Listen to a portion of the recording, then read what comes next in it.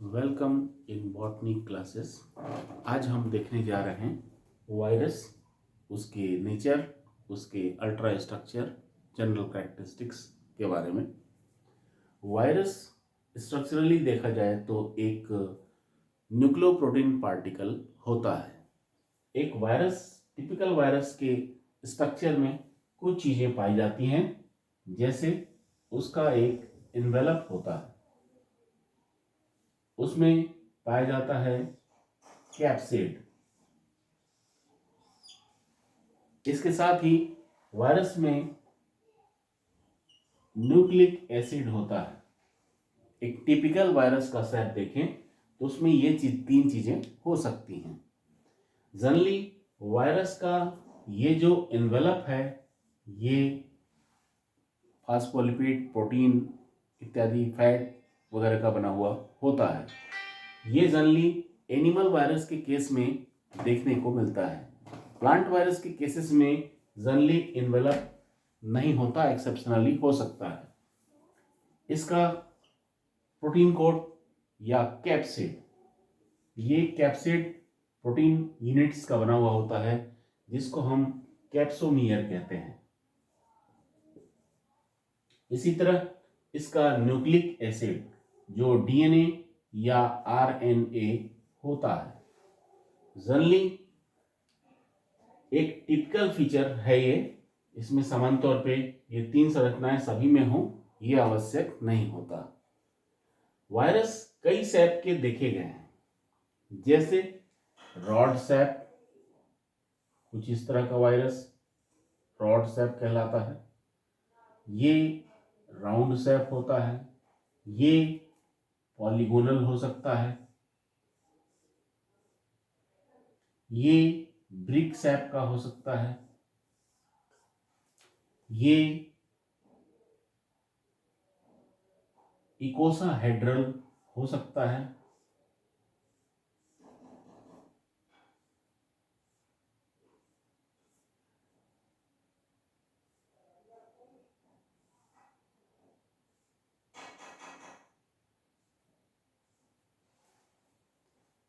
इस तरह से इसकी कई सैप देखने को मिलते हैं।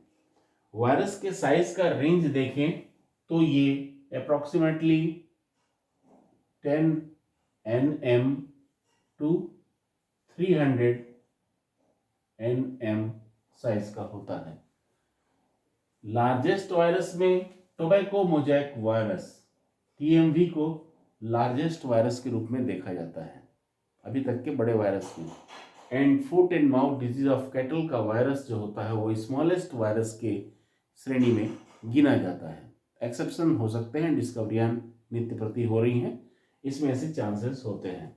ठीक है। वायरस की खोज का श्रेय जाता है दमित्री इवानोवस्की को। दमित्री इवानोवस्की एक रशियन साइंटिस्ट थे जिन्होंने 1891-92 के आसपास वायरस की खोज की थी। इन्होंने टोबैको मोजैक डिजीज के अध्ययन के दौरान एक अननोन पार्टिकल को डिस्कवर किया, जो आगे चलकर वायरस के नाम से जाना गया। ये टोबैको मोजैक डिजीज या तंबाकू का चितकबरा रोग एक ऐसे पैथोजन से होता था जो बैक्टीरिया प्रूफ फिल्टर से पास आउट हो जाता था, और इसे न तो माइक्रोस्कोप से देखा जा सकता था और न ही ये किसी न्यूट्रिएंट मीडिया में कल्चर हो सकता था। इन सब तथ्यों को ध्यान में रखते हुए आगे चलकर बेजरिंग ने इस पर कार्य किया और उन्होंने इस अननोन पार्टिकल के लिए कंटेजियम वाइवम फ्लूइडम टर्म का यूज किया, संक्रामक द्रव, जिससे आगे चलकर वायरियन शब्द से वायरस बना है। ये टर्म देने वाले साइंटिस्ट थे लुइस पास्चर।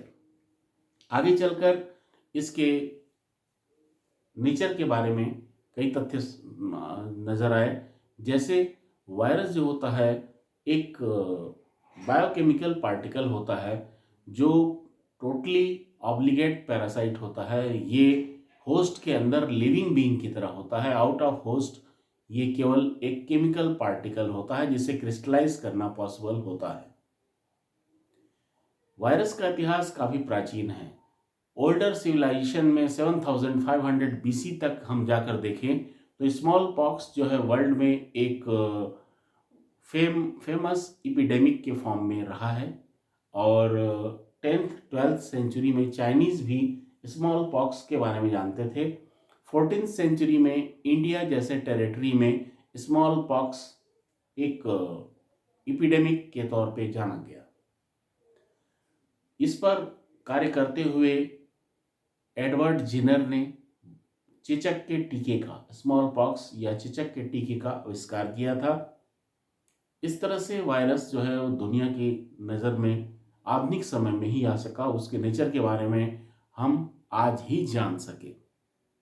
इससे पूर्व जो है जो जानकारियां थीं वो अननोन पार्टिकल को ट्रेस नहीं कर सकी थी। मध्य युग के बाद का जो समय था उस समय ये वायरस एक वेल नोन ऑब्जेक्ट के तौर पर ट्रेस किया गया और आधुनिक समय तक पहुंचते पहुंचते हम इसकी रासायनिक प्रवृत्ति के बारे में जान सके। Thank you.